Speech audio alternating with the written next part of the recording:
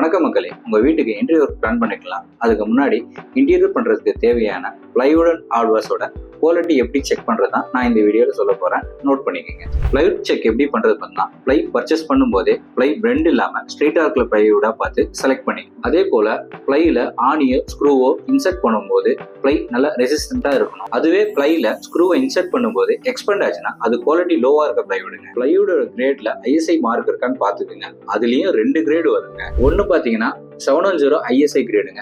இது தண்ணி ஈரப்பதம் இருக்க இடத்துல யூஸ் பண்ணுங்க. ரெண்டாவது பார்த்தீங்கன்னா 303 ISI கிரேடுங்க.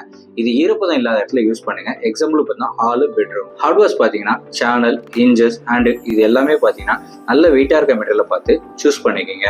அதுவே லைட் வெயிட்டா இருந்தா லாங் லைஃப் வராதுங்க. ஸ்டெயின்லெஸ் ஸ்டீல் இல்லைன்னா ரஸ்ட் ப்ரூஃபான மெட்டீரியலை நீங்க பர்ச்சேஸ் பண்ணிக்கோங்க. ஓப்பன் க்ளோஸ் பண்ணும்போது ஸ்மூத்தா இருக்கான்னு செக் பண்ணிக்கோங்க. ஸ்கிராச் சவுண்டோ இல்ல லூஸ் ஃபிட்டிங்கா இருந்தா அது நல்ல குவாலிட்டி கிடையாதுங்க. தப்பான மெட்டீரியல் வாங்கிட்டீங்கன்னா ரிப்பேர்னு சொல்லி 1 இயர்லயே உங்களுக்கு செலவு வைக்கும். அதனால நீங்க ஆரம்பத்திலேயே கரெக்டான மெட்டீரியலை பார்த்து சூஸ் பண்ணிக்கோங்க. இதுவே நீங்க எங்க கிளைண்டா இருந்தீங்கன்னா உங்களுடைய வுட் ஒர்க்ல 1 இயர்க்குள்ள ஏதாவது இஷ்யூ வந்தா 100% மணி பேங்க் கேரண்டி நாங்க உங்களுக்கு கொடுப்போம். ரொம்ப கன்ஃபியூஸ் ஆகாதீங்க. உங்க ப்ராஜெக்ட்டுக்கு தேவையான ரைட் மெட்டீரியலை சூஸ் பண்ண நாங்க உங்களுக்கு கைட் பண்றோம். நீங்க எங்களுக்கு கான்டாக்ட் பண்ணுங்க.